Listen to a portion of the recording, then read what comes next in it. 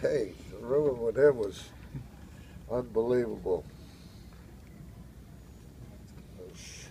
A lot of stories you can't tell when we used to go to the when we played in Puerto Rico. We'd go to the casino. We couldn't tell it. We had guys. I gotta take a You picture had for to his have a Twitter. jacket to get in. Mm-hmm. So we couldn't take jackets with us because our wives would know we were going to go to the casino. But we had the left-hand pitcher for the Giants was down there, and he was single. So we had our one sport coat at this guy's place. So when we would get there, we'd get the sport coat and go in the casino. And we had a lot of fun doing that. Was that in spring training? No, when we were in Puerto Rico playing. Oh, in the Winter League? Yeah. Oh, okay. Yeah. He bet me he could throw a baseball up over a building that just built down there that we were living in. Mm-hmm. I said, Jim, you can't throw a ball that like that. So I bet he threw it. He went out there and took a baseball and threw it up over it. He was a kind of guy that he had as much power, pound for pound, like they say, Sugar Robinson, mm-hmm. pound for pound was the greatest fighter.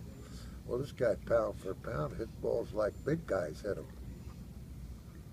And but unfortunately, he had to sit around just like I did. And one day he comes running into. I happened to be in the bathroom, and he said to me, he says, "Hey, you won't believe what I just heard." And I said, "What?" And he said, "Oh, I better not tell you." So Kelly coming in there telling me, and then you don't want to tell me. Tell me what happened. He said, you're going to get mad. I said, okay. He said, I heard Alston and I think of the name of the guy who was our pitching coach. Great pitcher Becker? for the White Sox. Joe Becker? No, before him. Great pitcher for the White Sox. Ted Lyons? Ted Lyons. Ted Lyons was our pitching coach. And in those days, you know, they didn't say, you're the long man, you're the short man, this and that. You just went down, he assigned you before the game to go down to the bullpen. So I come up, I was 14-5 when I was called up.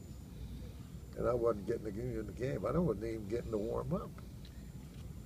So Ted Lyons said to, and this is what Zim told me, he says, Ted Lyons said to Alston, let me take Tommy down there. He said, this guy wants to pitch bad. And Alston said, no, he says, I want him in the dugout. He said, we haven't had that much live in the dugouts until he got here. Well, when he told me that, I made a beeline for the guy's office. I said, would you call me up here to be a cheerleader or what? I want to pitch. I said, I was 14-5 when they called me up. And Zim, who sat all the time watching Robinson and those guys, and we were both going through the same procedure, see, going there. So one day we're riding to the ballpark in Brooklyn, and it looks like we're going to be late. And Zim got the idea, we saw a funeral. Zim said, let's follow the funeral, get in the funeral, because you don't stop at lights in a funeral. And by the time we got to Evans Field, we're about a half hour before time. We just go down all the way with the funeral.